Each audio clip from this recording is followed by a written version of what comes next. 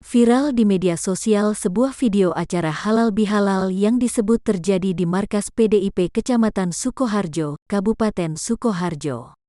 Dalam video tersebut, terlihat acara halal bihalal dimeriahkan oleh penyanyi dangdut yang menari-nari tanpa masker. Video ini menjadi viral lantaran dilakukan di tengah suasana pandemi. Apalagi, beredar Surat Edaran Menteri Dalam Negeri Nomor 800/2794, SJ, tentang pembatasan kegiatan buka puasa bersama pada bulan Ramadan dan pelarangan open house atau halal bihalal pada Hari Raya Idul Fitri 1442 Hijriah tahun 2021.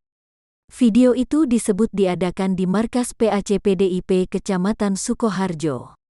PLT Camat Sukoharjo Hafid Danang pun membenarkan adanya video itu. Acara itu dilaksanakan PAC PDIP Sukoharjo. Saya dan lurah-lurah di Kecamatan Sukoharjo diundang ke sana, kata Hafid. Atas kejadian itu, PLT Camat Sukoharjo Hafid Danang menyampaikan permintaan maafnya kepada publik. Kami minta maaf kepada jajaran instansi dan seluruh lapisan masyarakat atas kelalaian dan khilafan kami, katanya, Jumat tanggal 21 Mei tahun 2021.